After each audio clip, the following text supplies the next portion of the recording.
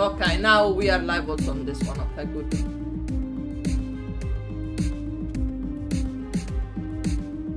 Oh, but it doesn't show nothing. Oh, now it does. Hello.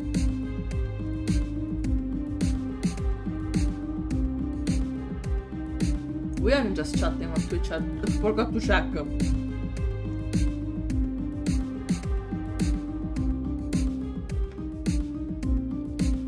I'm also eating some chili cheese.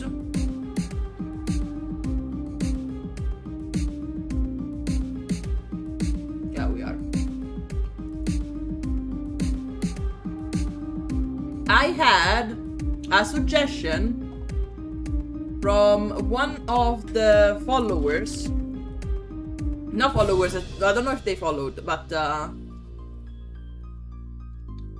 wanted to say, someone commented on the video that went out today, and probably today we're gonna talk about a specific creepypasta, so it's not gonna be that random, but first we're gonna go look around for a random one and we'll see what is gonna get suggested. If it's not that convincing, we can move on what people suggested us. Oh, now it's so loud. Sorry. My bad there.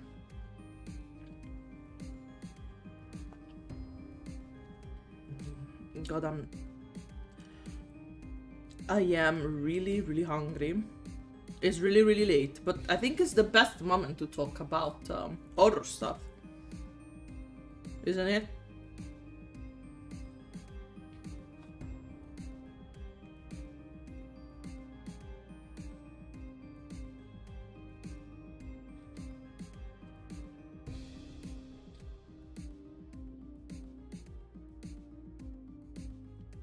Isn't it? So.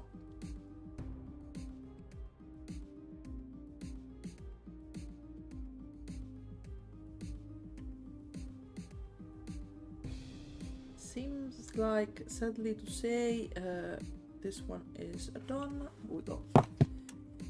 Let's get ourselves ready.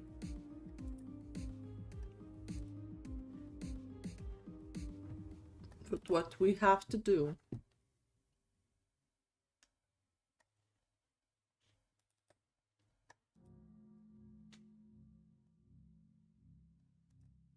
Nej.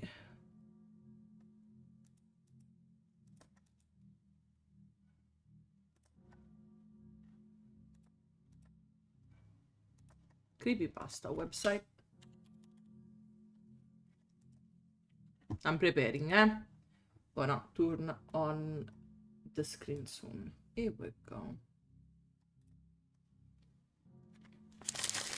Are we ready for this? I also have my burger. We're gonna eat that and read that.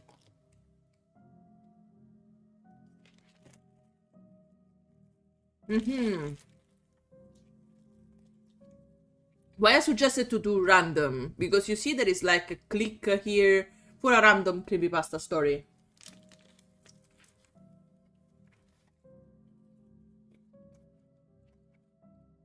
I'm gonna do this exactly.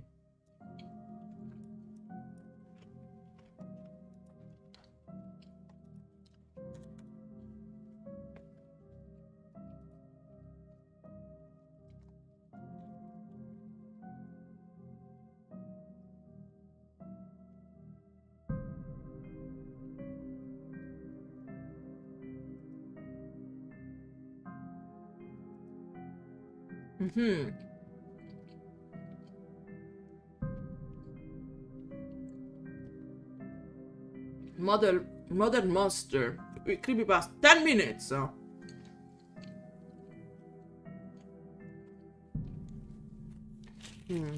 Reading time.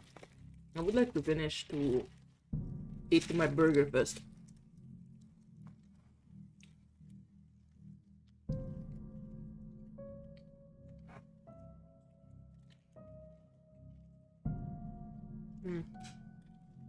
This burger is really good.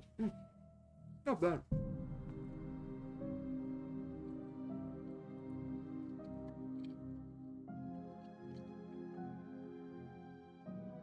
Was it written really in this? It's really old then. Hello. My name is Charlie Ips. Sorry guys, but cannot take it seriously with this name here. Dorky, I know, but I'm better known as Chips by my familiar. I ain't a classy guy, a low-life thug people call me, and I admit it. Can't really blame myself though. It was where I was then raised. Messed me up badly. I grew up in the slums, the absolute pits. The school I was taught in was complete and utter shit. Yeah, this really. I like the fact that there is some character here, or like I don't know how to say, features.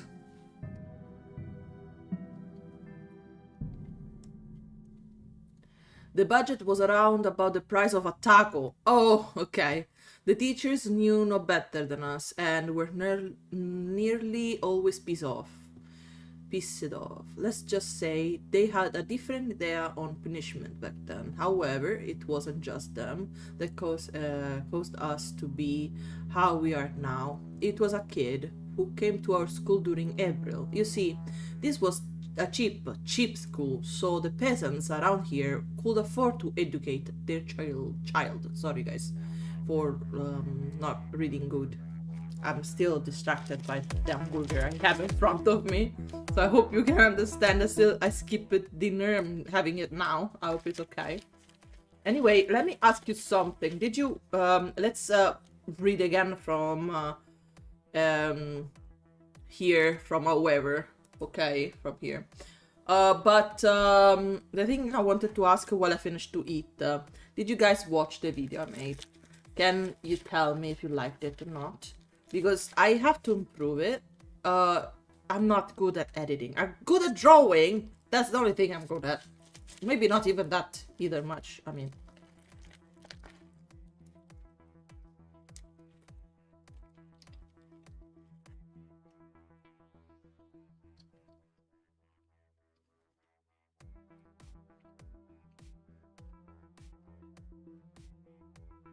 You know what? It would be cool to have it written.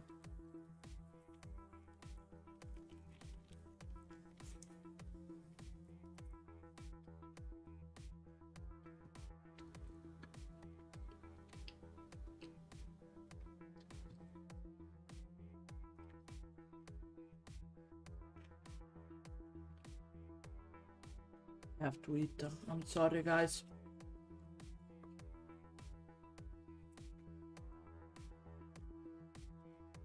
I mean, potato chips are more easy to consume while reading, but burger is a bit difficult.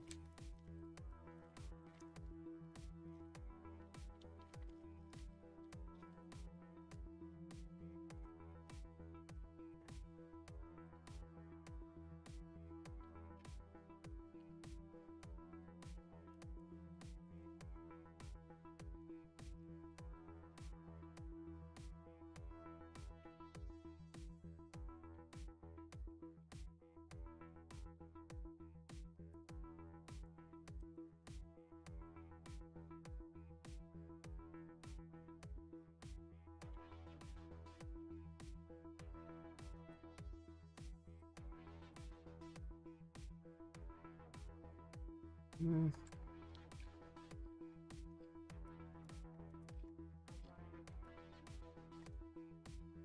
Oh well.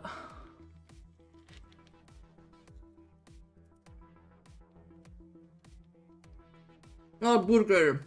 Yeah. I love burger. Why is it not showing me in the shop though? What the heck is wrong with this thing today?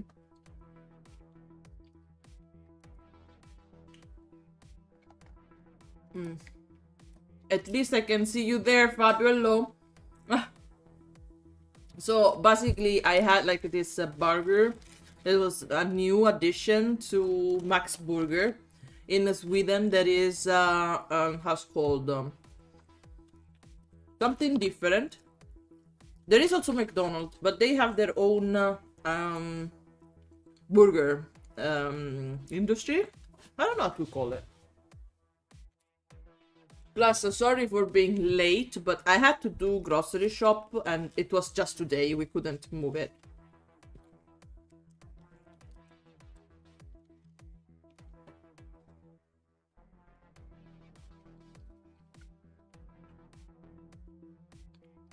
But at least today we can be a tiny bit later.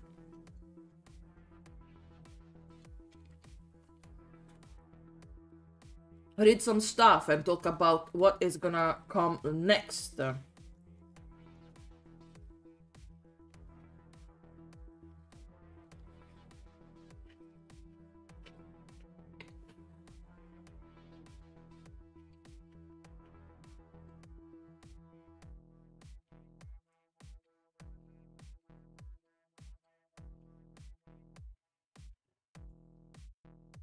We really did that big, huge shop today.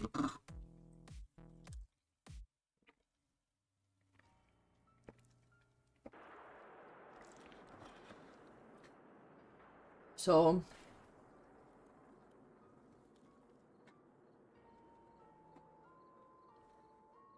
we decided to take food out. Take out? Like, take out. I mean,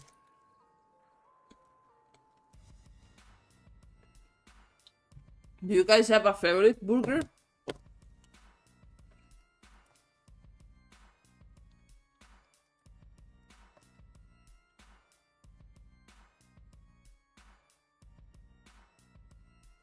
Okay, at least the burger is gone now. I can read them.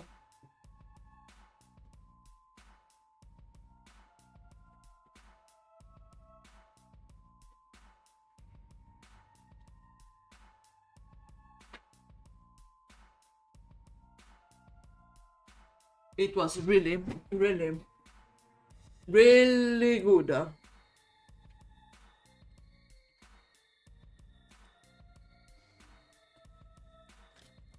I'm happy that you, Fabius, liked it. That you liked the video that I published.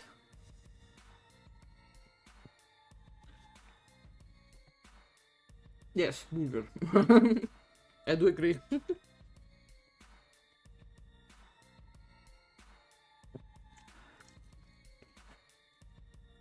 So, I like already how OP is writing.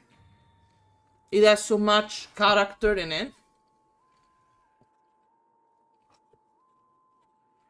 I feel like it's more close to how someone would react in real life. So it's not too... You know what is the problem when you read something online or like in general when it comes to books and everything? They talk too clean.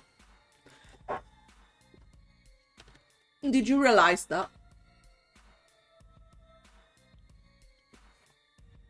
Probably because when it comes to book, it's more refined kind of language, but depends from book to book, obviously. But I'm happy to see here, like, it's telling something already on, like, everything was absolute shit right ahead, and myself either, OP says, I'm not that good because I grew up in a shit situation. So it's really nice. I like this start.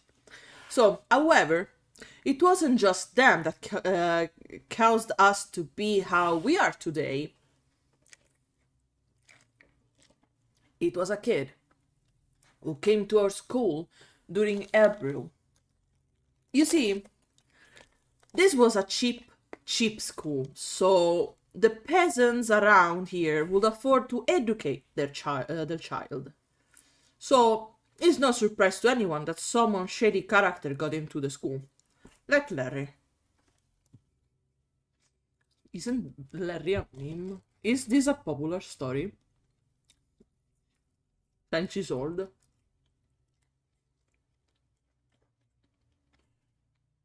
I don't know, one called it actually him that.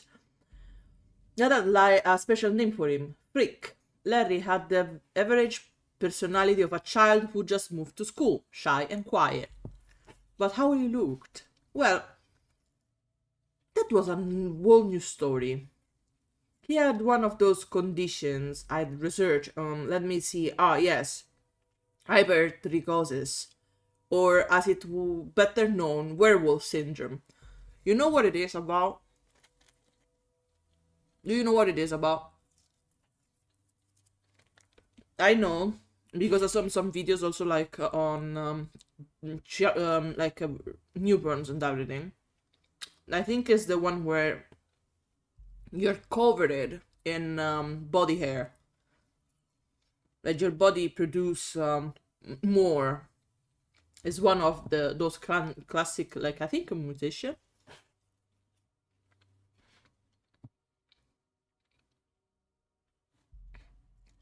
Because who care about being subtle? He had hazelnuts brown hair over all over his face and his body. We found that out when Razor took his shirt off and started kicking it. Oh God, no though. That I don't like violence that much. I know. I said this, then I play Dead by Daylight, but okay. People like us weren't so used to the condition, so we was bullied badly. We all called him Freak and Werewolf Kid, and usually taunt him with wolf owls all day. It weren't cause we didn't like him, cause deep down we were scared of him. We never seen anyone like it, so that was our natural reply to it. You might call me sick, but I wasn't doing the bullying so much, more just watching.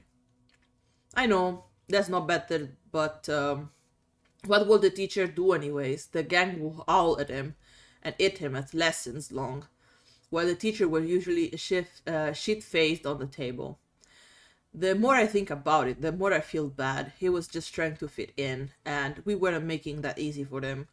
But the others didn't care. They never stopped having fun with him, especially Razor.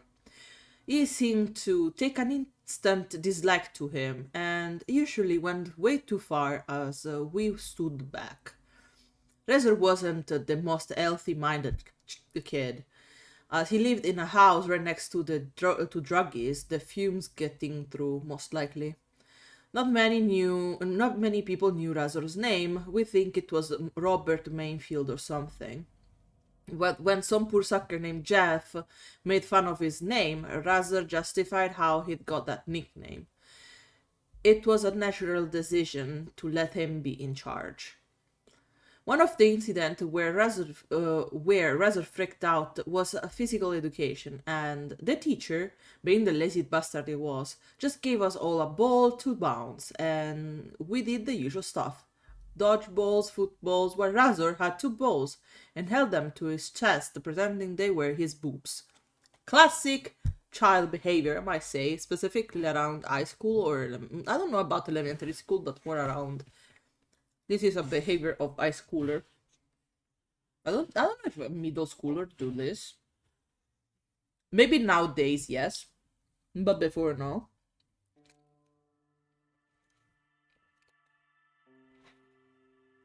I'm getting messages.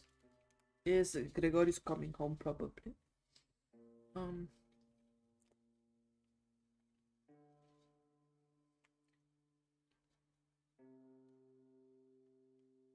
Okay. No, it was my mother. Okay, sending me photos of stuff. Okay, so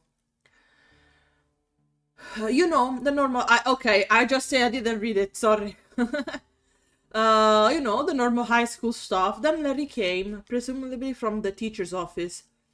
His hair ruffled and messed up, and his eyes red from tears. Despite his large amount of hair, he was pretty witty. There was a ball itch, but since Razors are taken too, there wasn't one for him. Could I have a ball, please? He asked. He said, stuttering as usual.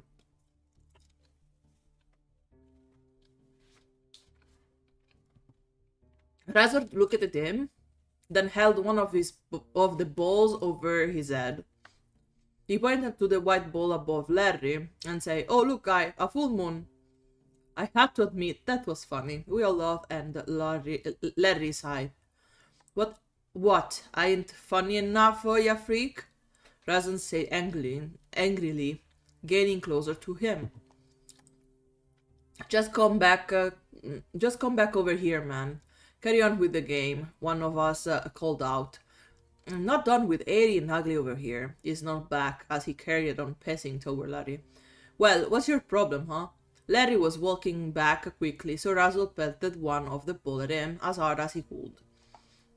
It must have caught him off guard because he slammed on the ground. The gym teacher just gave us a grin through his cigar. Razor got his second ball and threw it even harder at him. Larry writhed on the floor in pain. Razor was freaking out, as usual. "You want a ball, do you? Do you want a goddamn ball?" He grabbed a ball of someone else and continued to plumber him. As Larry squealed on the... really, I will be honest, this is something I don't like to read, because I don't like bullies. I know, if you think about it, a bully when it's a child is not 100% their fault anyway. I know you say, but you shouldn't humanize perpetrators. I understand, but it's not a justification. It's just to be more kind on ourselves when you start to understand that the other person has problems.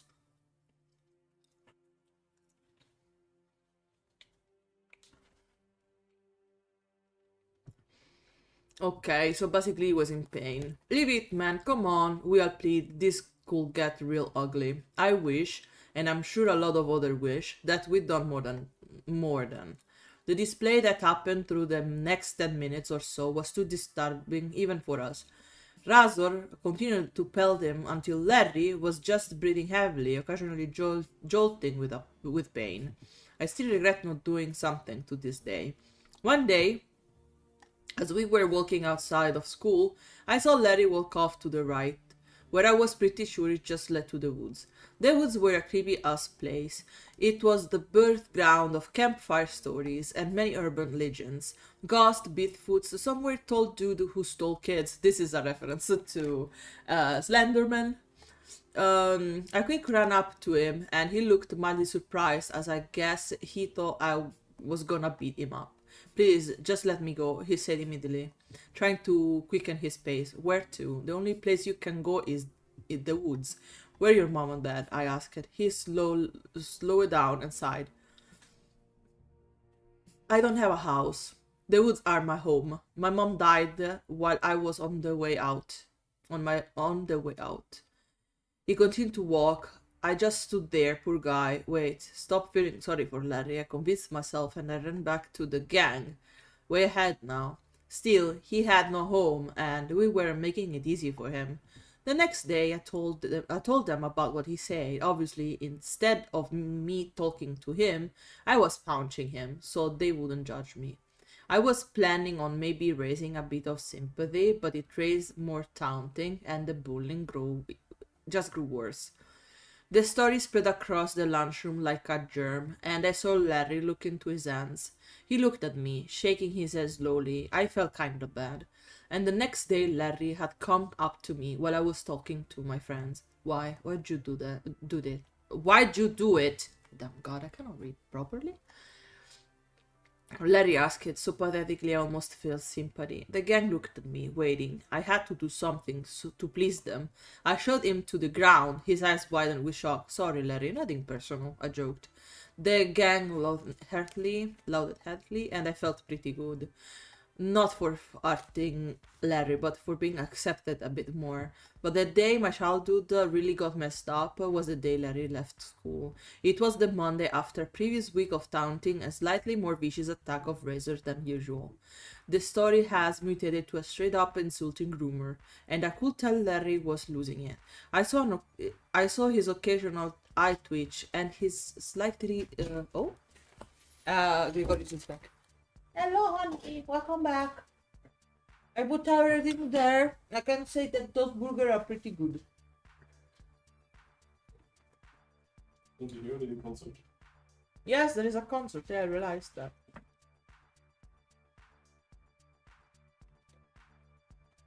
Here, get a bit of energy while you.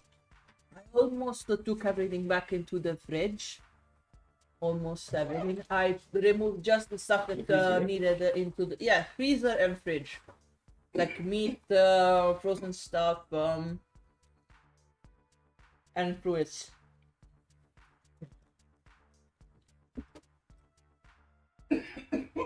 I do care, baby. Okay. Fabius, say hi. Who? Fabius.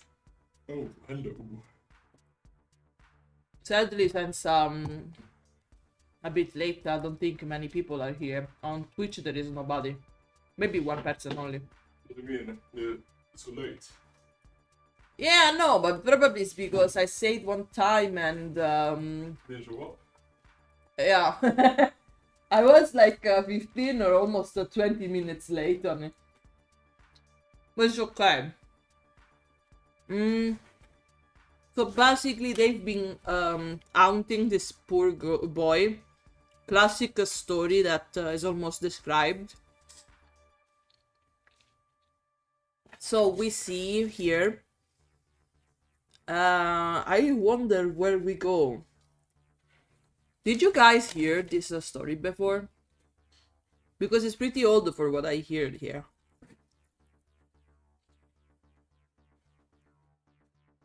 The story had mutated to a straight-up insulting rumor.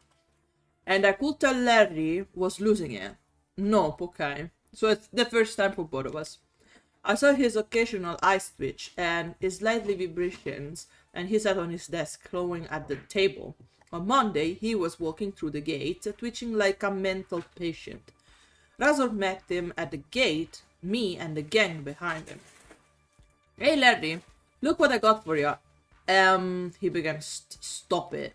He spat quietly. Razor was surprised. He hasn't used to getting spoke back to. What? Am I getting to you? He said in mock empathy. Shut up. Just shut up. Larry countered. His eyebrows were slowly curling down, and the crowd gave an excited murmur.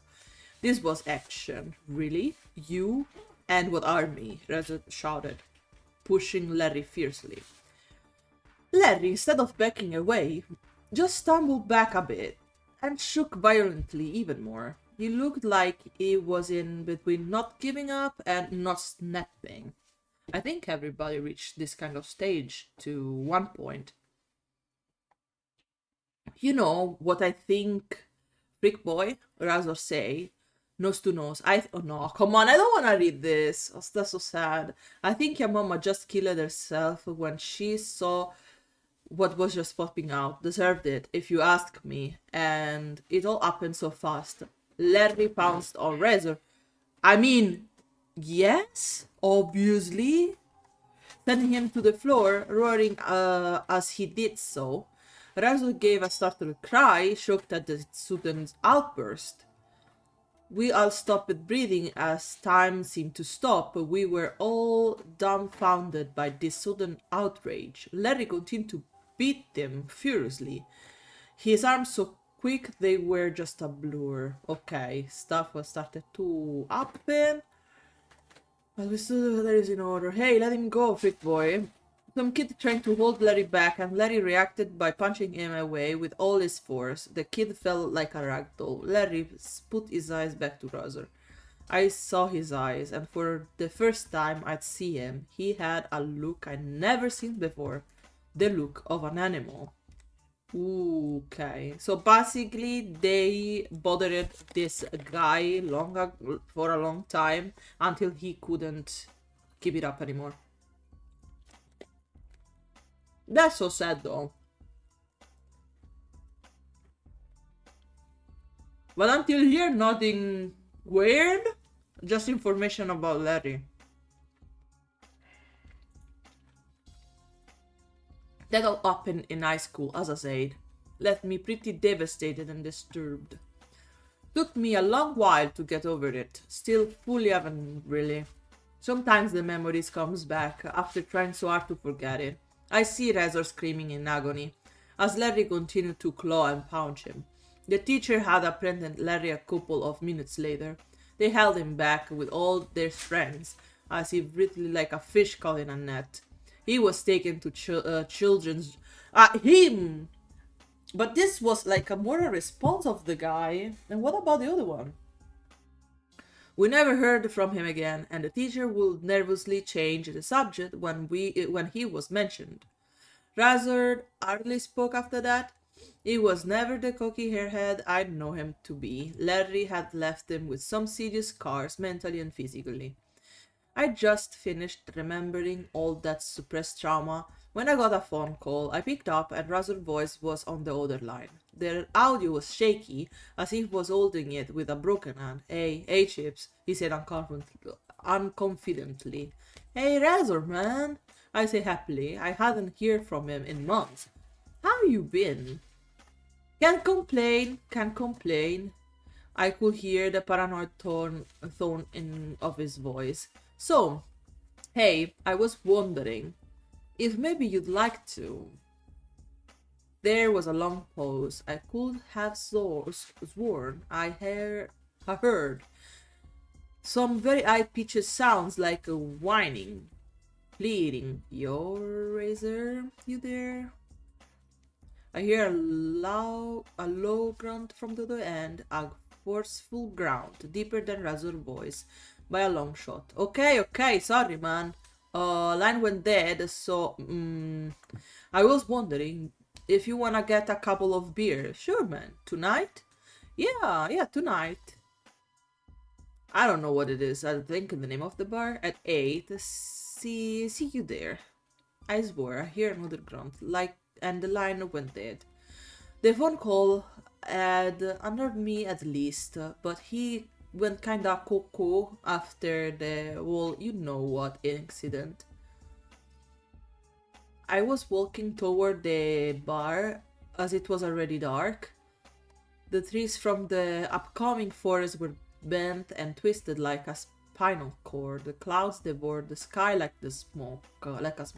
Hell, probably smoke from all the damned chemical from the factory around here. Siren Industries. Damn bastards, if this place didn't smell bad enough. To get to the bar, you had to go through the wood, the one where Larry had lived.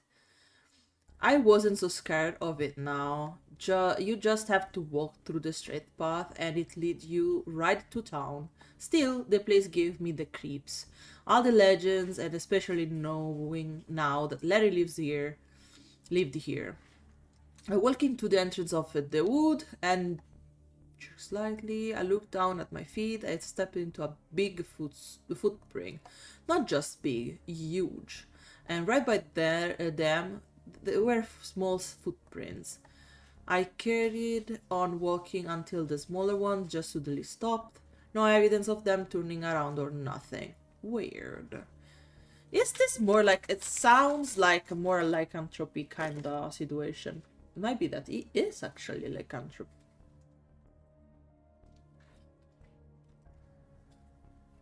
The only problem is, like, I was thinking that creepypasta were like some sort of like, you know, Slenderman. It's not just a specific person, so it affects like you know, paranormal activities and stuff like that. So I wonder if this is just a horror story.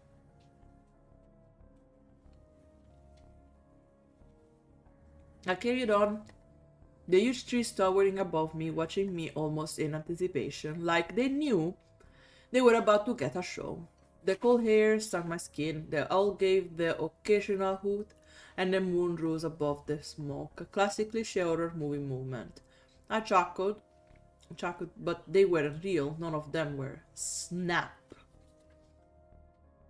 I turned to the sound with a jolt, and there was just two particularly large and menacing trees, and some overgrown swamp green bushes. Instead of the smell of peas and bark, There it smelled even worse. It smelled like raw meat.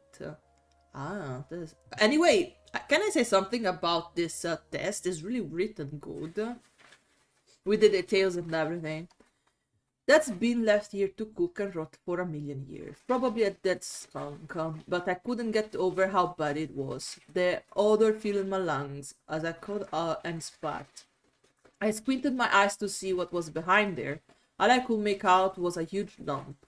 Probably a tent or a den some kids had made. Probably cooking some bad meat or cooking something else. I heard slightly whimpers, so quiet they could be missed. I used to see what was behind there, overlooking the entire meeting with Razor. I began to try walking through the bushes, and the thick bristle made it tough. Ivy scraped my leg like they were warning me to leave, but I got through them. The smell was stronger now. There was a narrow gap, and with a squeeze, I got past the tightly packed trees. I looked to where I had seen the shape. The smell was stronger as it has been. I gasped. Ooh, okay. That's interesting. I saw Razor, beaten, bloodied, and broken. Jesus Christ. His face was terrified, agonizing, but somehow self-accepting. His clothes were torn with 3 long marks. His body was dangling like a puppet. Okay, there is someone attacking him. Okay, the first was burning hair in the arm, followed with the old body and line figure. Oh, Larry! Larry is back. Larry is back. I wonder if this is like the story that made the meme about and then words of everybody. Larry, you know.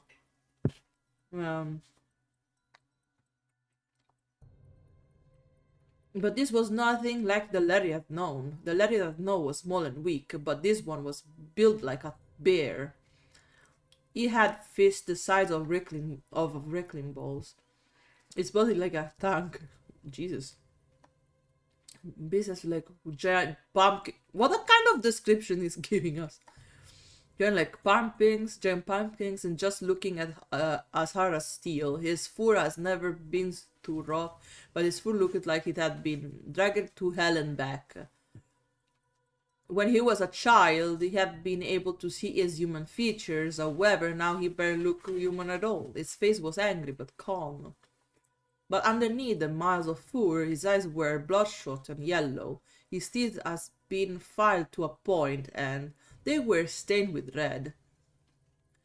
He had a particular look. A look I tried my damn hardest to forget. The look of an animal. Please, Razor said so quietly. Larry raised one hand up to Razor's head and okay, I'm not gonna read specifically the tale, you understand? Just you know, okay? He like okay.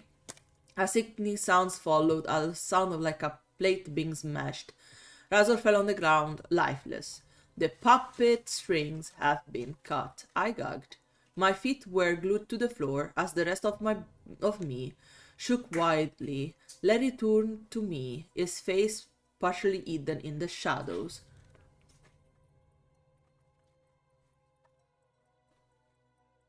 Larry the Grab. Hello, Buzz, thank you so much for the scream, for the drink and for the stretch.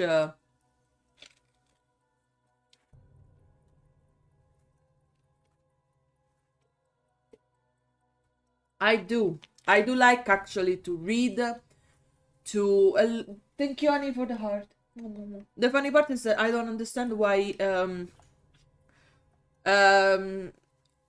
my program here is not reading YouTube chat. I don't understand why. Nobody's gonna yeah. Actually, I'm enjoying this more than I expected it to do. Like, it was a surprise, but when we did the first time with the Slenderman, just for fun, you know, I was actually having fun, and I think this kind of content will not take too much effort from me. Like, it's not too complicated. It doesn't take too much energy. So, Larry turned to me, his face partially hidden by the shadows. He gave me a sick grin, like an animal that had cornered his prey. Sorry, Chip. It growled. I was so deep it sounded it was hard to talk. He took a pace toward me. His fist rose to me. He lifted me. His sharp nail claw digging into my hip. His grip was so tight, I might have weighed nothing to him. I was now face to face with this monster I had once known to a child, a lost child, with no one to love him, tormented to insanity. He spoke again. Nothing personal. Ah ha ha! It's paying back time. I hear the plate smashing sounds again, and it all went dark. Can I be honest with you? It was well written, really nice written, but this is not what I would expect from a creepypasta. Because it seems more like just another supernatural story, like with supernatural elements, werewolf, that's it. But I don't know if maybe I am misinterpreting stuff. But I mean, what's good there? Might say what's good.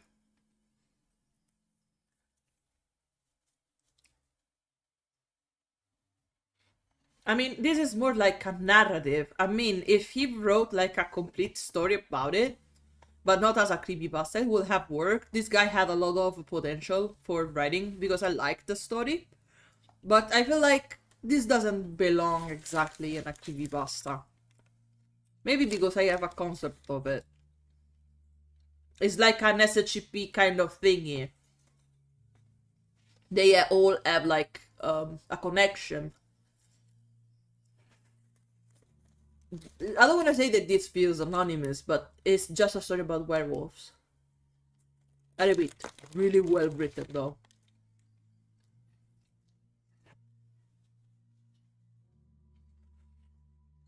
Next random one, I might say.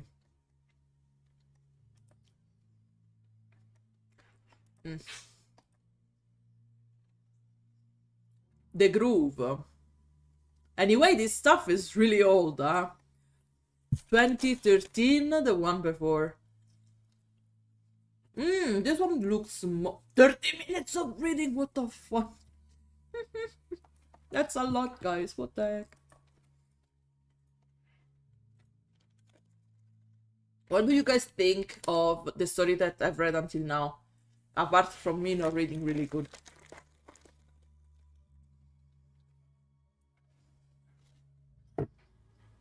And anyway, Bazant, I believe yeah.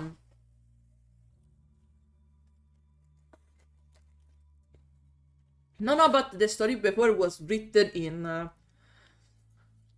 2013. But I think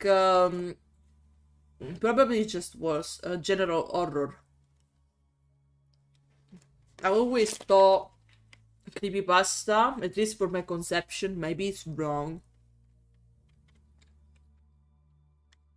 And something that has to make you think, what if it's real? Okay. I know not all of it can make it real, but the element is like all the creepypasta makes you feel like you can be the next victim, something like that. Or at least is how I remember it to be described, you know.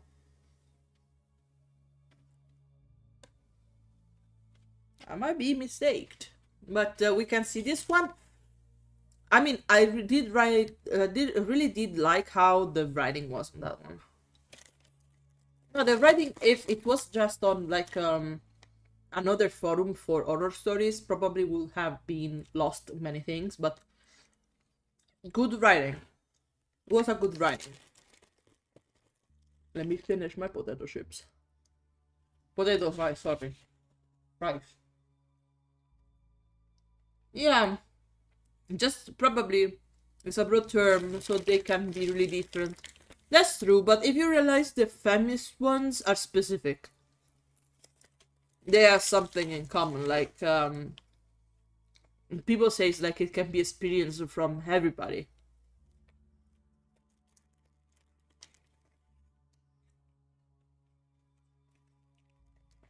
I don't know. Anyway, one of the creepypasta that we're gonna take care for next week is gonna be the one from Zelda, Ben. Because, funny to say, in the video of Slenderman that I published today, Slenderman itself wrote to me in the comments saying, "Get out from my house." And I was like, oops. Just tell me who I have to visit next and see, I go there. And he suggested just go play that Dust game and give me the reference for the Zelda creepypasta. So we're gonna talk about it because Slenderman also to go pay a visit to his old friend, basically. Make it like that. It's so fun.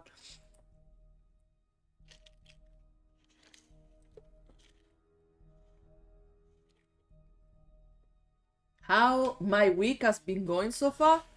Not that bad. Anyway, we are waiting to read because let's take a break between each reading and talk a bit. Because it's not a bad thing.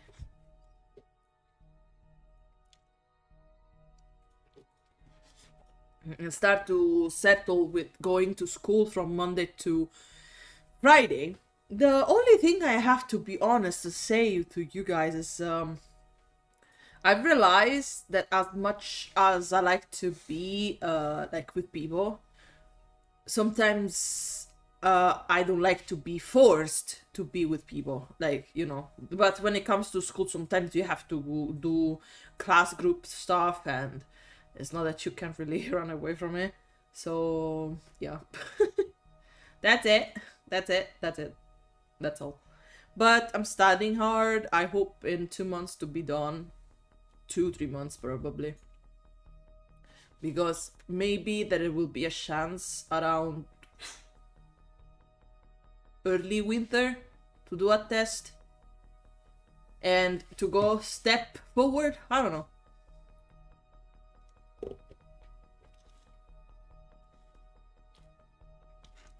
I'm not a creepypasta thief. I'm a creepypasta how can we say, like, invader. I get there bothering people. That's so funny. Do not talk as the next one I'm gonna take this little treatment is gonna be Ghostface. So yes. It's like, hello, it's time to revamp a bit, you know. Is almost like more than 10 years from, you know, when everything was so popular. I think it's time to go back, you know, a tiny little bit, maybe. Just get some attention there, yeah? Shall we? Yes? So in here, because if we got to the other one, it was written, being and entities, children and childhood, famous creepypasta. There was a mention of Slenderman in it. Monster, creatures, and cryptids, beings, creatures. I think it was, yeah, Slenderman, Slender.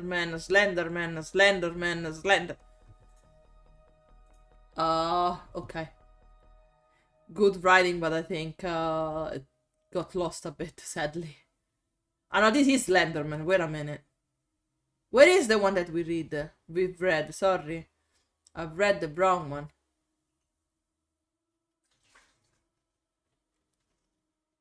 This one. Sorry, I opened actually Slenderman. Okay, madness, paranoia, and mental illness. This is from Modern Monster series, so something new, but it was written in 2013, so it's really old. Modern, no, at all. Maybe we could see if someone is still writing stories.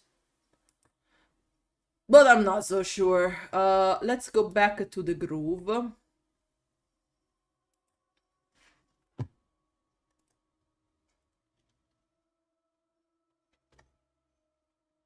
being and entities, conspiracy and government, locations and sites.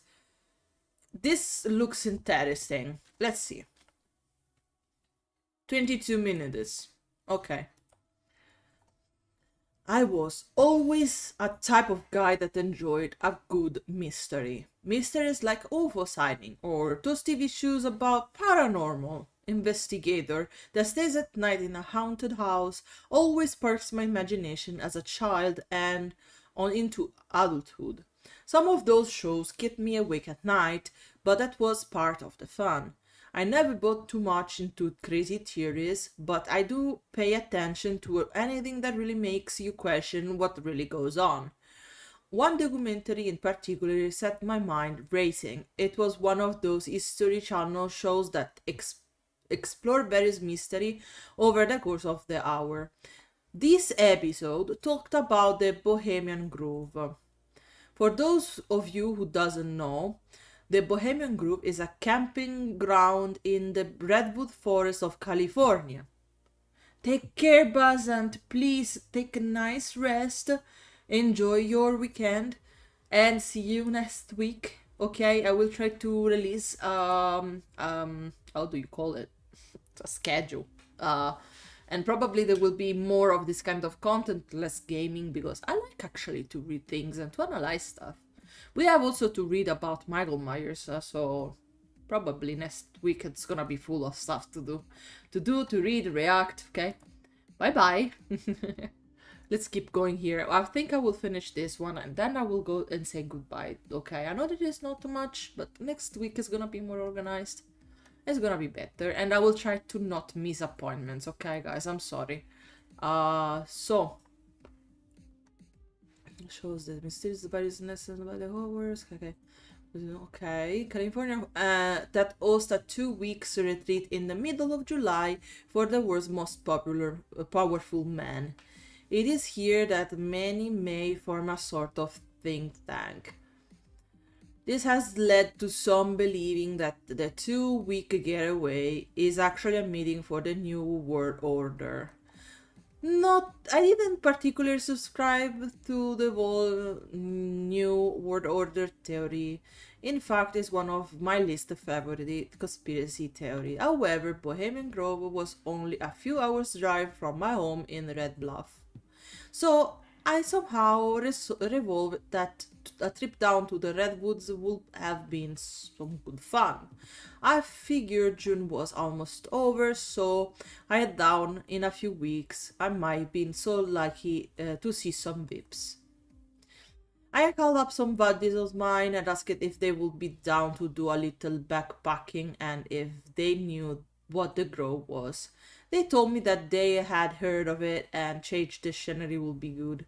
So over the next couple of weeks, we threw together some equipment and gear for the trip and head out on down. My friend Taylor and Joe read just as far into the Bohemian Grove as I had, so we were on the same page as far as what to expect when we got there. As such, we decided the best time to get to the grove was a little after dark, so as to avoid any sort of security that undoubtedly be present. According to our map, the best way into the grove was to follow Smith Creek east from Russian River and then fork due south. The trip itself would take almost a full day of just trekking through the hike, but we wanted to take our time and enjoy being away from Red Bluff. So instead, we'd go halfway and camp at night. That way, we could hike the rest during the day and roll into the grove after sunset. After a few hours, some restroom stops and lunch, we arrived at Monte Rio, where we'd found a pretty isolated spot to park the car. To park the car, where it is? I lost it. Okay.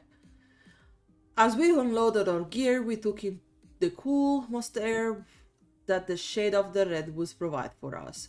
It was a sunny day, and the clouds were sparse. The birds were chirping and singing high in the trees. The day began at the most peaceful display of nature I had ever known. We heard to the dancing water of Russian River. locked down the car, and headed toward our starting point. It was then, among the tallest living things in the world, that I knew this place were beyond a simple meeting place for elites. It was even beyond a force of hidden agendas and conspiracy. This place was mystical. The very air tasted purified like spring water, and the smell of rich soil. That's interest. That's interesting, like description of how he perceived, like he felt the place to be. Ben Parsit was the age of the forest that made it that way, an aged man that settled in for his twilight years. Our first day were great, the weather had been perfect all day. Even navigating our rather non-existent trail provided a fun challenge. Over the sun started sinking, we set up camp, ate some of the rations we had packed. Since we were in no hurry to burn the forest down, we didn't even bother with a fire. It was only an hour or two after nightfall that we had all settled into our tent. The forest nocturnal dizziness were not as peaceful as the daytime counterparts. It was awoken by my tent rattling and bouncing around. I hear the flutter of wings and the panic squeals of some small creature that failed to take refuge under my tent. I figured I had to take a piss, so I might as well see what the commotion was. I emerged from the tent with my headlamp and saw nothing initially, so I walked to a good 20 feet from the campsite and began to relieve myself when I looked up and see a pair of intensified glowing yellow eyes. I think in that moment I would have like panicked. I jumped in fright as whatever it was had caught me an inconvenient moment. Obviously, my eyes adjusted to the reveal that it was a good sized owl. Okay, God's sake, I can imagine the scare. As I finished emptying myself while still in airlocked with this creature, I did something I had not expected.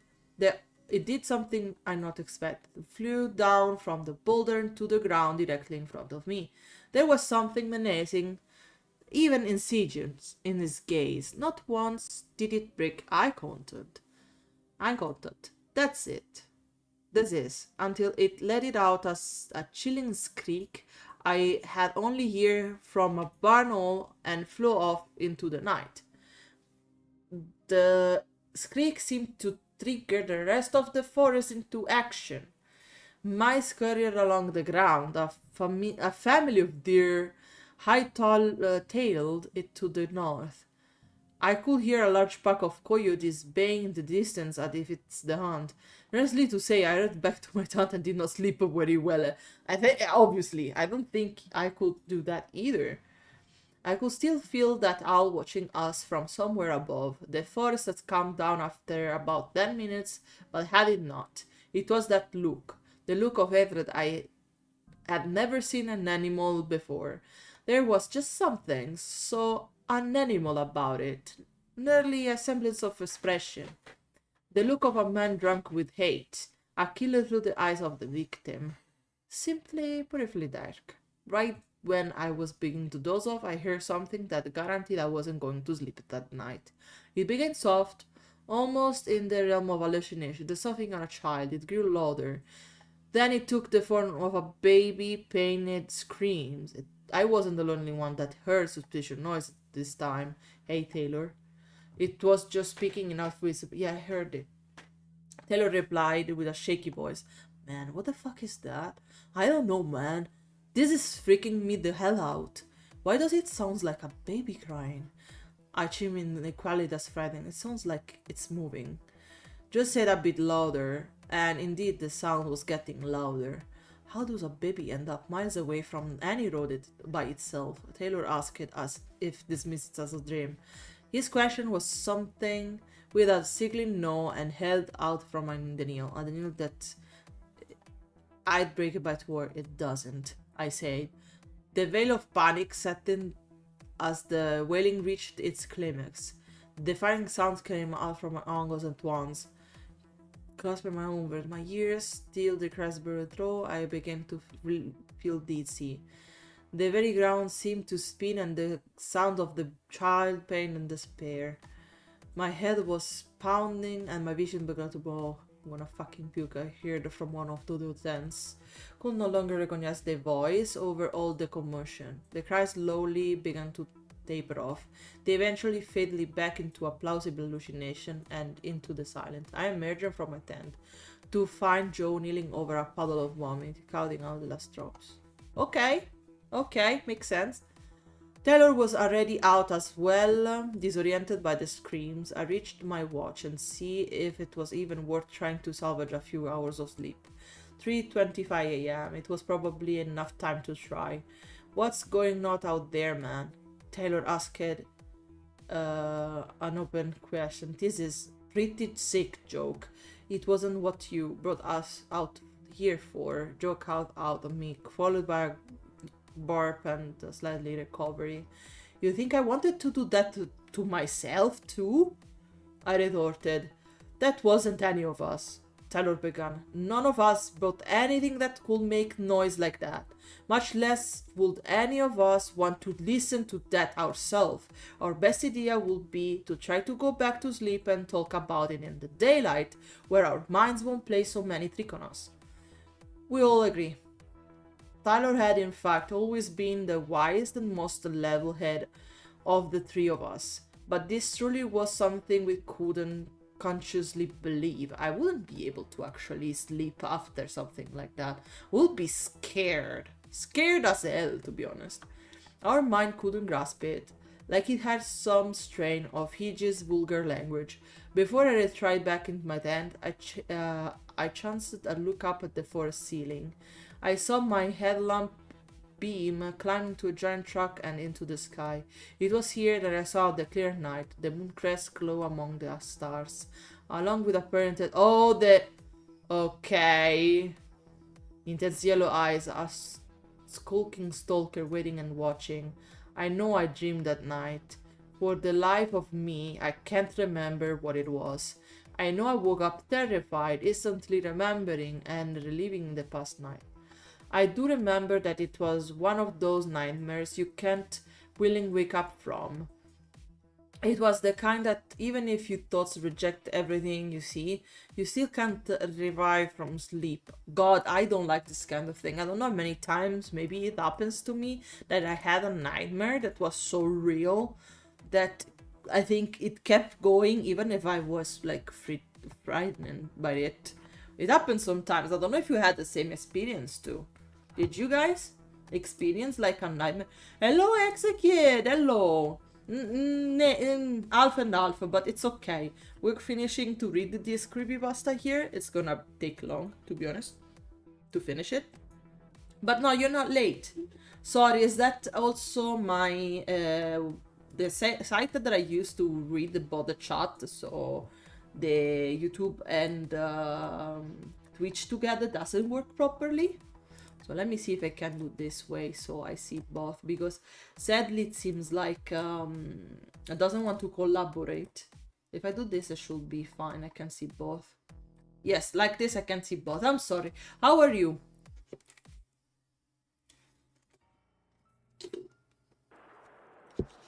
So tomorrow there are... Oh! What? I don't know if I want to ask what kind of event, but if you want, you can. So I'm good because that means family going. Oh, okay.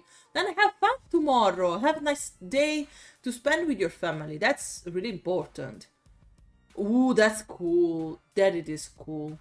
We are reading some horror stuff. I think probably during Fridays.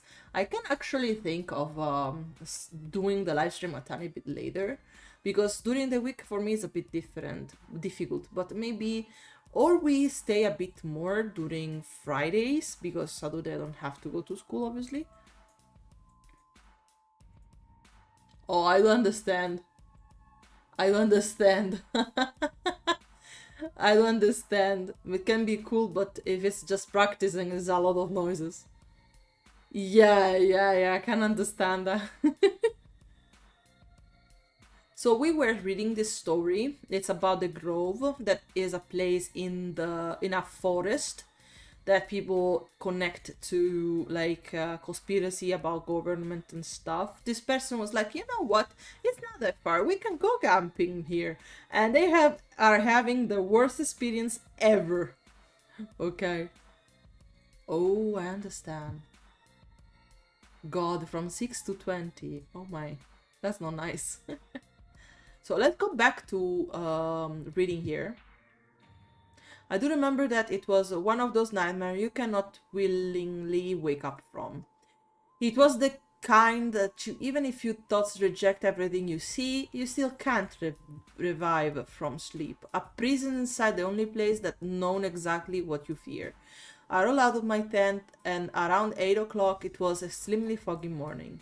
I knew this particular ecosystem were renowned for fog, but this was far beyond my imagining?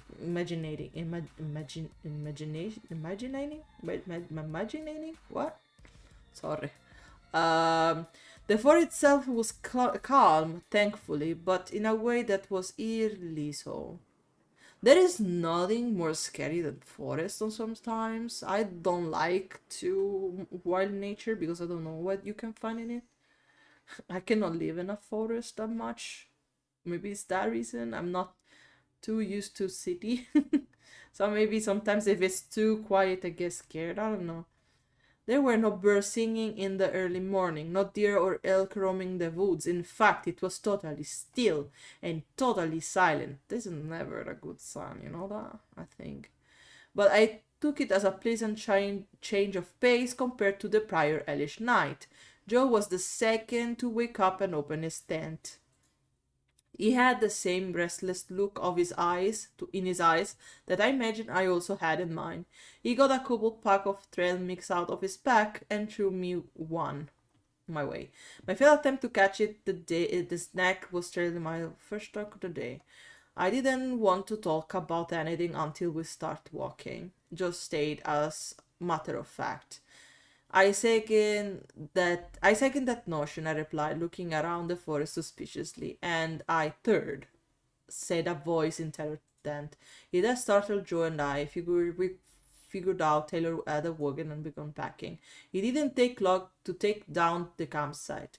Bringing down tents and stuffing sleeping bags was something we'd done many times before, but none of us spoke a word while we did it. It was an appropriate reflection for the forest's own silence. I left out the map and a compass to finish orienting to the groove. The three of us dotted out packs, and without much more than a glance to each other, we continued south. Figuring we had come all this way already, we tucked headlong into the unknown we had caught a brief glimpse of a few hours early. The sun was high in the sky as the fog cleared and evaporated. It was soothing to hear birds chirping once again and to smell the same purity in the air as the day before.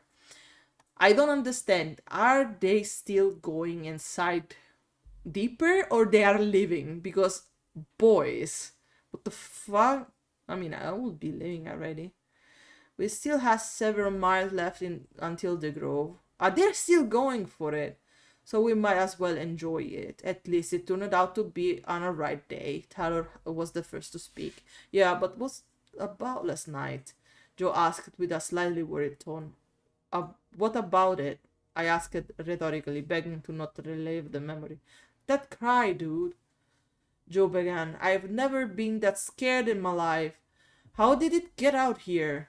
Like you say, it couldn't have made it out here on its own. Something has to carry it, or someone. Whatever. Didn't seem to be in a huge hurry to shut it off. Furthermore, that cry got loud, like it walked straight through the camp. Joe perceived paranoia was scratching at the walls of the question we all had, but knew that we couldn't bear to answer to. I saw something when I got out of my tent last night. Tyler had chimed in now, and he had captured all of our attention. Before the cries completely vanished, I saw two lights fading into the woods. They were bouncing as if carried by someone walking really slowly through the woods. They were as small as candles and burned as bright as well. I didn't want to say anything Then, to alarm you guys further, which way they were going? I asked, immediately regretting doing so. Taylor paused a moment, and I could see him working it out in to his head. Ah, his eyes shot down to his feet to watch his steps, and then back up into the woods. I don't know. He stayed after hesitation, but I knew.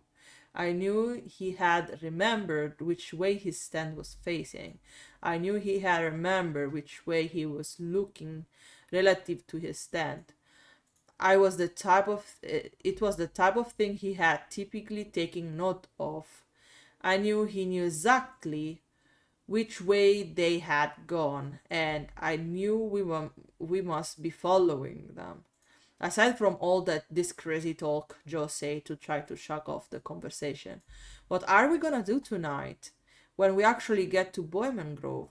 Well, I had thoughts on this part out well. We all have binoculars, right? They nodded in agreement. I was thinking we'd post up to a nearby clearing. It needs to be somewhere we won't have our way limited by the trees, and a place huge enough to have a good view of whatever's going on. I looked at the satellite picture of the area around the grove, and our path should lead us somewhere that may work for us. Don't know what we'll see, but we are out at least see some vapes and some of the facilities. I just hope this whole trip wasn't for a bad view of a place we know nothing about, said Joe begrudgingly. I don't know how to read some words, so I'm sorry. We took great comfort in the remaining daylight, even partially recovered from the terror of the night.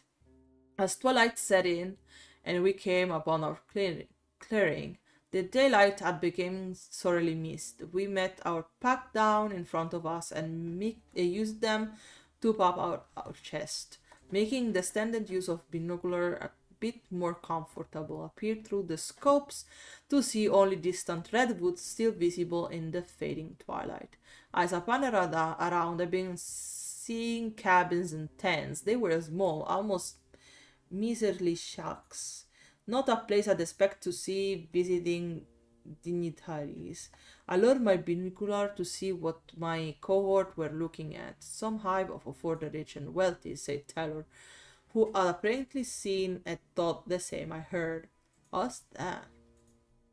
Joe lowered his binocular point to a small body of water.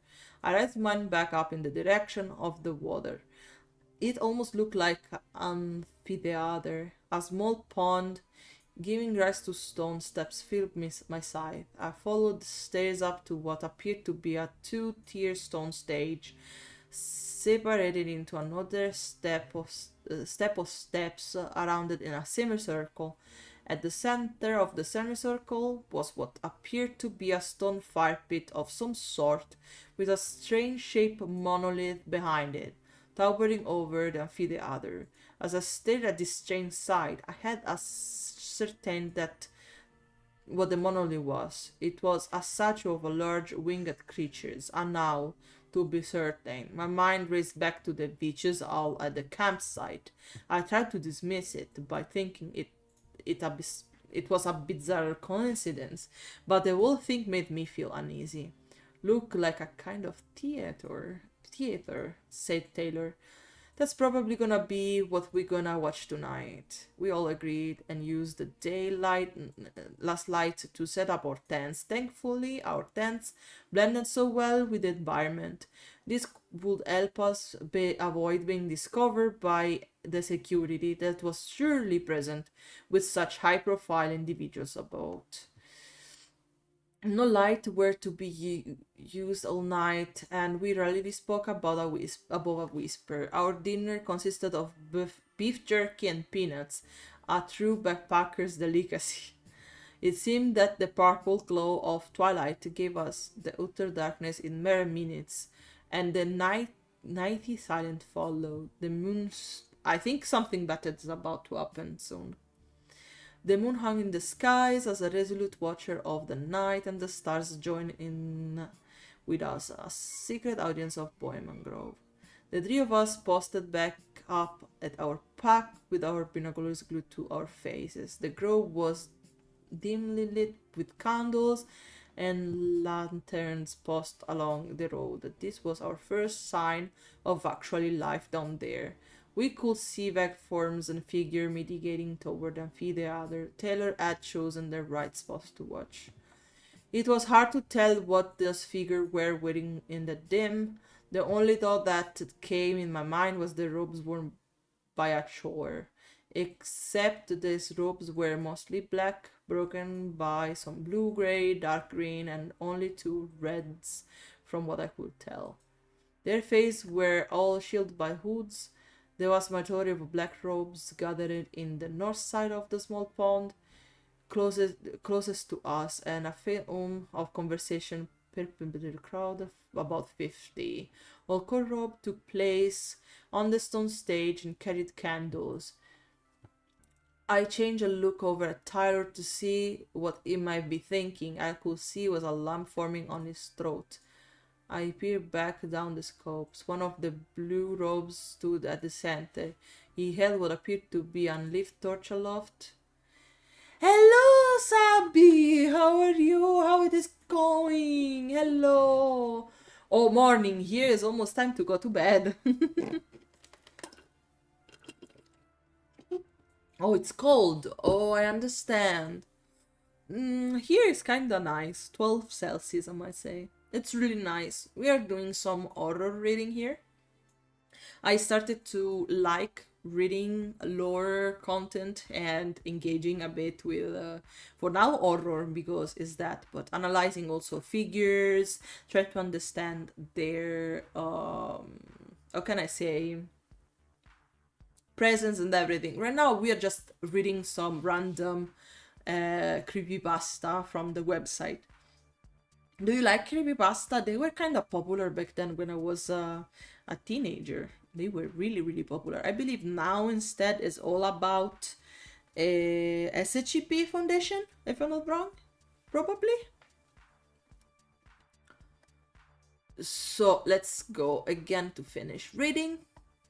One of the blue robes at the center. Lift on torch aloft, the buzz of talk among the conscience. At the first it was difficult to discern what figure was saying. Eventually Maya heard, attuned to the man very done was. On this, the first night of this year's encampment, we welcome all into our domain of shared wisdom and brotherhood. This will be our old guard residing over tonight's communion and indeed the Bohemian Grove itself. Let us begin with a word of a prayer to Moloch. The man lowered the torch and raised his hand toward the old monolith. The crowd and the bystander on stage, mimicking the out. We humble servants of your way, ask for close guidance these next few weeks to carry us through the rest of the year, because before we convene once again to bask into your sight and take shelter in your mighty wings. We seek your wing. Well, okay, it's just a lot of things. I'm not gonna read everything. The crowds followed by speaking a verse in the form of a chant. I couldn't distinguish but a single word from it, but it was no longer what a short sentence beginning with the word wisdom and fading into indistinguishable babble. All has often been associated with knowledge and wisdom in many cultures, so it has to make sense this Moloch for some such a thing. The blue-robed man continued, "It's not out of charity we ask these things. We have prepared for you a seed that could surely grow as mighty as the tree you have made your dwells in. Please watch their Moloch as we prepare for you our offering." He lowered his hand back to his side and lifted the torch back up. The crowd lowered their hand as four great robes blanket the blue and candle pointed toward. They raised the small fires to ignite the torch into a blaze of its own. Once lit, the four returned to the candles, chest level, and retreat to the spots. The lighting of the torches before sun burst to flood the void. The blue continued. Okay, so basically they're talking about what they're about to do. Probably it's like some stuff, classic. How can I say? How do you say? How would you describe this? Like over compliment an idol, basically. His task we remember the song should Beatrice forget song and what? Oh? Thank you, blueberries, honey. Honey. Wait. One at a top, honey. Thank you. Oh, honey. Okay.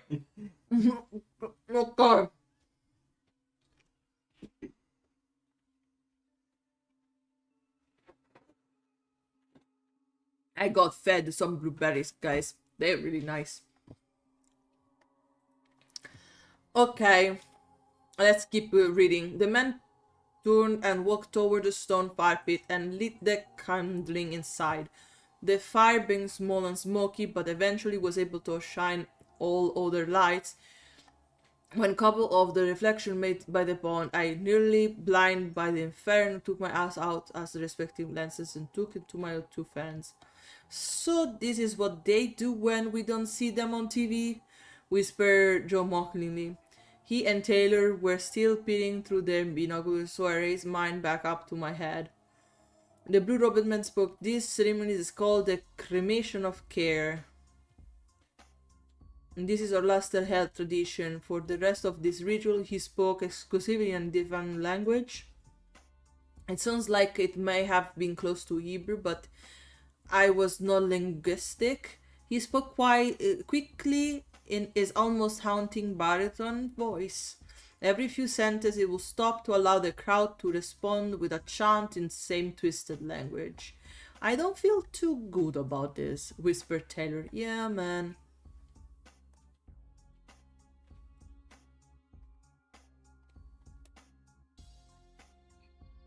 Am I losing something? I don't know. Okay. Yeah, man, I spoke in a shaky tone. Everything about this feels wrong. Wait, what are the two red ones doing? The two red robe figures standing in either side of the aisle turn and walk slowly as if calculated step behind the monolith. Moments later, they return carrying either side of a dresser. It conceived were by our angle, and the two continued their snail pace walk to the front of the fire pit. They set the basket down and returned to their post. The blue robe continued his obscure sermon and turned to the point of the two robes. His rant had carried on, but this was not what held our attention. The two figures in red raised their hand to the sides of the hoods, then slowly and simultaneously lowered them to reveal Idio's sign. Two pale, bald heads emerged from the hood, each lacking eyebrows and fragile. Okay, perhaps the strangest of things were their eyes, which every cataracts that gave the areas a ghostly appearance that was enhanced by a slight okay, stricken blind. We need to leave, said Tyler slightly above us whisper, but Joe and I were nearly entranced. We could be witness to something the world did not know. Sometimes you know that it's better to be like not seeing things. It was a bit of forbidden knowledge that held our attention stronger than the sheer terror, guys. Taylor was speaking at conversation volume now. You don't get it, guys. We need to leave now before we see something that will drive us insane. Taylor, Joe began speaking as loud as Taylor now. You're freaking out about nothing. These guys are harmless. Well, you can keep your heads up your ass, but I refuse to sit and watch any longer. Both of you keep it down, I whispered loudly. They ceased their bickering and knew Taylor may have figured something out, but I could not stop watching what was unfolding below. Nobody's making you stay, Taylor. If you don't wanna watch, go in your fucking tent. Taylor stared at me for a second with a look of shock in his eye before walking to his tent. Couldn't be bothered by his cautionary advance.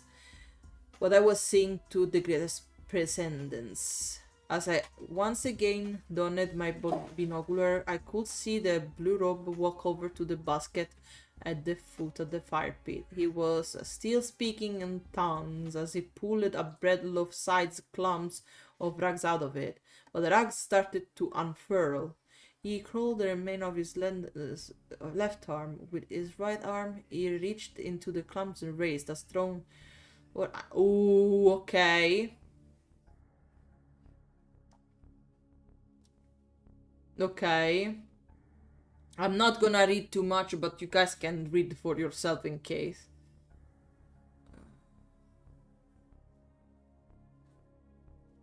It was rising engine. Whatever was about to happen could only be a sinister act, an act of obsession and evil motives.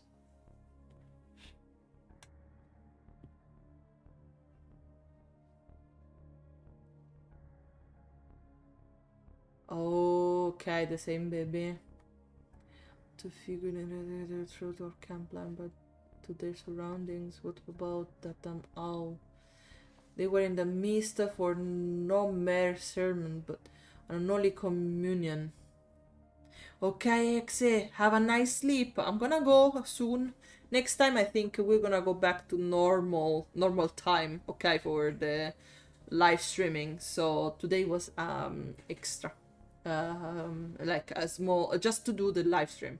Have a nice rest. Enjoy tomorrow. See you next week. Moose moose.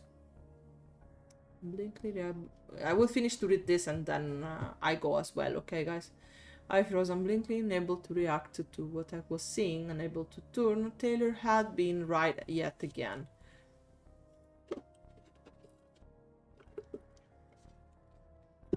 I could hear him beginning to cry in his tent, not capable of leaving the friends that defy him. A cold sweat began rolling down my forehead. The man in blue robe... Okay.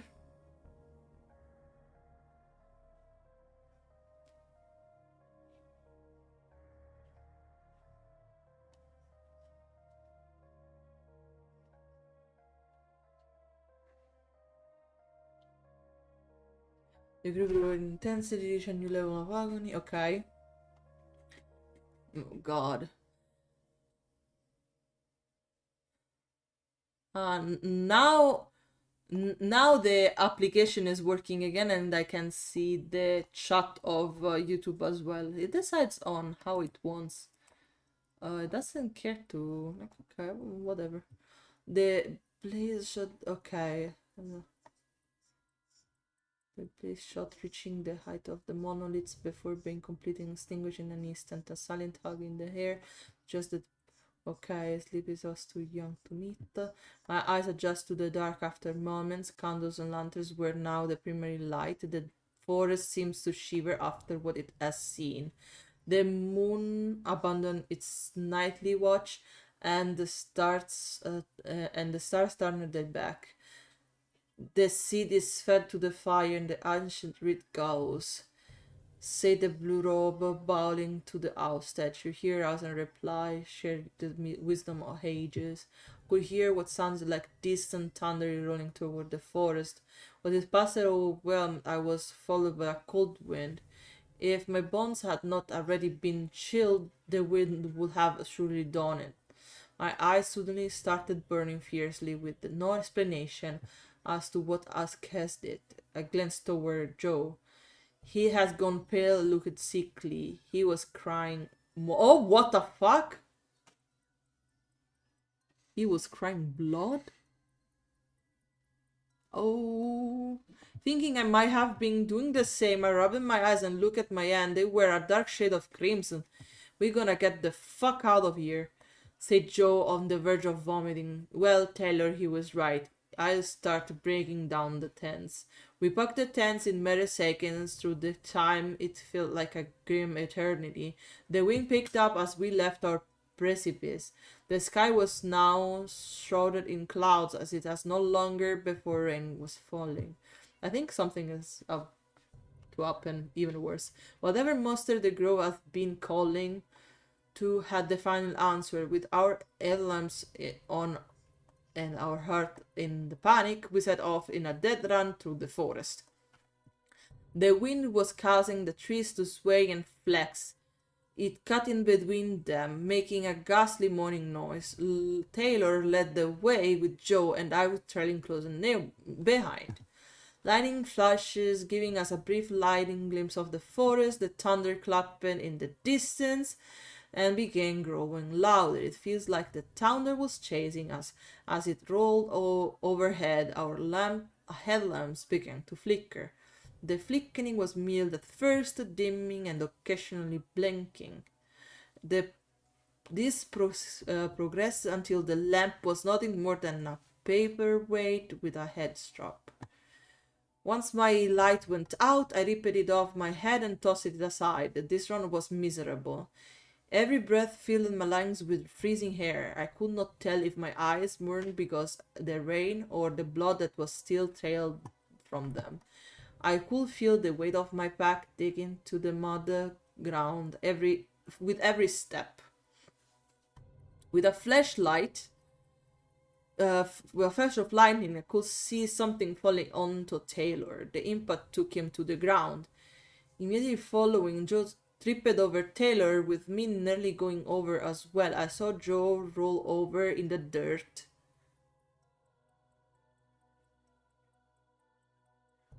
You speak like a zombie. How much is still to read? Oh, I am killing your ears. I mean, I can see it's really long. Should I find like those reading for me kind of program that you put the thing and it reads it for us? Would you guys be interested into maybe using something that reads it for us? Because I am not good at reading.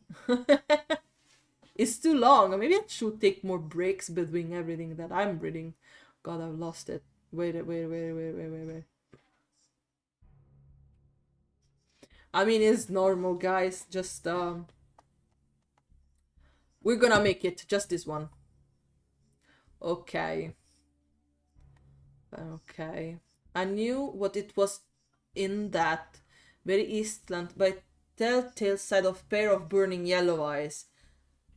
They all tore at Tyler's flesh with its talons.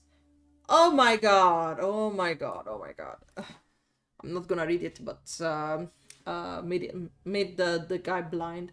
Two Taylor fell around in a desperate act to escape. The nocturnal bird did not let up its onslaught. Oh god, please God help me! Taylor screamed in terror. I dropped my pack and delivered a swift kick to the owl's chest. It landed about 3 feet away on its side. I waited a moment to see if the owl would get back up. It sat lifeless on the ground for a moment before recovering to its feet. Its sulphurous gaze cut through to my very soul and ailed my already weary body. With a hideous shriek and flutter of wings, the owl flew off into wicked night. Tyler has been knocked unconscious. He had deep laceration over his arm, prompting heavy blood flow. His eyes were swollen shut. Oh god. The purple bruiser covered his face. Aside from still breathing, he looked dead. Joe and I broke out our first aid kits and went to work. We applied disinfectant AV gauze to his carved up forearm and ends and tied tourniquets to his upper arm. Okay. We need to get this guy to an hospital, said Joe, still a bit rattled by the assault. I nodded. We strapped Taylor's pack into his chest to keep his weight forward and his possibly concussed head resting on the bag's frame. Together, Joe and I scooped him up and slung each of Taylor's bloody arm around our necks and began dragging him out of the accursed forest. No matter how our bodies had already been battered, we now had a life in our hands, the life of a friend. Adrenaline took hold, and we summoned the strength to trudge with our northerly route. You know what is the problem of reading this kind of thing? Black on white, first. Second, usage of words that normally you will not use, okay, because is a test, a narrative test. And science, English is not my first language. For me, it's a bit difficult to read, but it's understandable. Minutes of walking past, followed by what seemed several hours. The sky began to brighten as the rain let up, as if it's signs to some small salvation. We heard the running waters of Smith Creek. Our weary bodies saw the light at the end of the tunnel and began to shut down. Our legs quaked with the fatigue delivered by every step. All we needed to do now was follow the creek west and go into the car.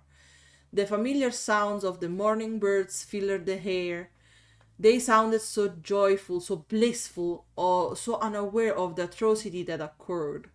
The scene that dejected nature and broke the order, the very substance that defined conscience and sanity, or pen pals, those creatures lived in it, an ignorant awareness to the annual annulling sacrament in the heart of the forest, an odd sort of pact with the Moloch. For animals, too, fall prey to their own curiosity. Curiosity is, after all, what led us to this strange part of the world. It was out of curiosity that we witnessed that full enterprise at the Grove. By curiosity cruel hand, we were now dragging our dear nearly dead friend to such a cursed length to wicked garden. This is as we were all just marionettes, with our innermost questions stringing us along, being manipulated by a prime mover, a blight that rests within all our hearts and minds, an incurable and unseasoned.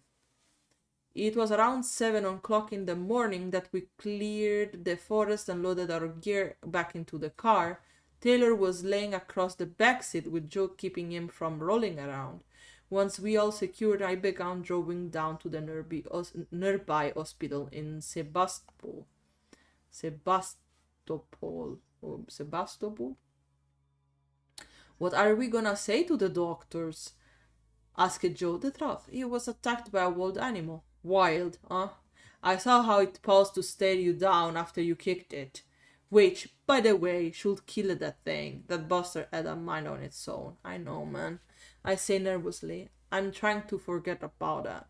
Forget? I hate to say it, but I don't think that's happening. This is something we have to carry with us to our grave. Well, Joe, if you'll excuse me, I'm trying to make sure our friend doesn't get there too long before we do.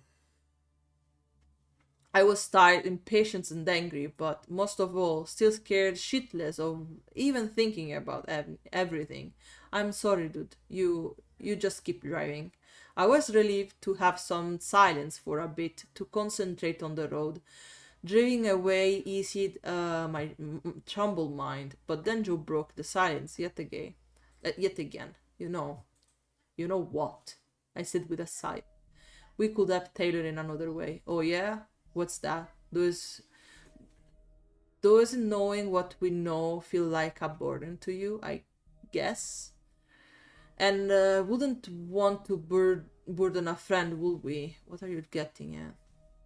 I'm saying we could end his suffering before it starts. Save Tyler from a lifetime of fear and paranoia. Are you out of your fucking mind? I asked demandingly. I had pieced together what he was saying playing at. Come on, man.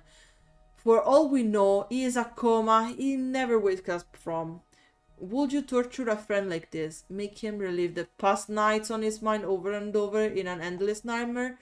I won't make a judgmental call on another man's life. I won't play God. And if you so much as look at him funny, would you find yourself walking your ass back to Red Bluff? He paused a moment with her. It'd be easy, just one twist. End that poor bastard life. I pulled over and stopped the car. As I turned to the back seat, I saw Joe's face. He was weeping grievously. The man had lost his mind, like Taylor has said he would. What, man? Can't you see that it's gonna be the end of all of us anyway? We'll never get away from it. No matter how long or how far we run, it will find us. Look around, Joe, I said calmly. What's coming after us? Right now, not a thing, but in days, months, even years, he'll find us. He'll be the end of us. He'll hunt us down in our thoughts, in our nightmares. He may come knocking at night when all evil roams free. He may even find you in broad daylight when you once again find safety in your daily routines, but he's coming for all of us. Can't you hear him? He is whispering in my head, telling me to end it all. He says you'll hear me too. You look into his eyes again. His face has gone pale, tears soaking his face as more welled up his eyes. Sorry guys, I think I'm tired, yes. His hands shook uncontrollably like he was being electrocuted. He had been either abandoned his sanity or it was lost within him. But what he said terrified him. What he said shook me to my core. He was right. This wasn't something that could be outlived. Oh, look, man, you're not yourself right now. We're going to the hospital. Bottom line. Just don't touch Tyler and don't say another word. We'll be there in 15. I turned back around and put the car on drive. Daylight was no sanctuary anymore. Upon reaching the hospital, Taylor was rushed in the emergency room. Joe and I sat in the waiting room for an eternity. He did nothing but shivers and whisper to himself the entire time. Growing tired of it, I told Joe I was going to the bathroom. Instead of going, though, I spoke to the lady of the front desk, explained Joe's obtuse sanity as post-traumatic stress. Within moments on a phone call with a psych guard, Joe was confronted by two burly male nurses and escorted away. That was the last time I saw Joe. In days to come, wait, I've lost it, where it is now. This is the problem, why is so black and white? It's really hard for the eyes. In days to come, his sudden mental collapse will earn him titles such as schizophrenic, epileptic, amnetic, among others. I kept tabs on him, but never visited. After they took Joe away, I sat alone in the waiting room for 2 days. I'd attempt to read books or magazines, but my worry would take me away from whatever I was reading. I sleep in the chairs, but only to be awoken from a nightmare by the lady at the desk offering me a cup of pudding or something. I never felt well enough to eat, but I always muscled down what she gave me. On the 3rd day, a nurse came out and escorted me to Taylor Hospital room. His door was closed, but a television monitor showed him fast asleep. He had to drain the blood out of his swollen eyes. Okay. After that, it was all a matter of getting stitched to those gashes. 183 to be precise. No concussion, no comatose. He's just asleep now. Do you want to go inside and see him? Just as he asked, the stellar began to stir on the monitor. He looked up to the camera. I did not want to see him anymore. No thanks. I let him get his sleep and contact his family for his insurance. I spoke these words very briefly. The nurse looked confused as I expeditionally left the hospital to drive back to Red Bluff. Tyler looked great. His color had come back, and aside from light bruises around his eyes and map of stitches on the arm, appeared nearly to be released. There was only one thing that bothered me, one thing that set me shivers down my spine. Staring through me from the monitor were a set of aberrant, yellow eyes. So we done. It was a sufferance to finish reading. This is cool. Horrific. Oh god, I gave a 10. Okay, my bad. I mean, it was good, long, not bad. I might say this one, I think it has more the vibe instead of a potential creepypasta, not just a normal like horror. If I have to be honest on that, I felt more like a creepypasta, but it was cool. So guys, we're gonna see each other next week. Sorry for being bad at reading and everything. It's gonna get better with more time that we practice it, okay? Practice it.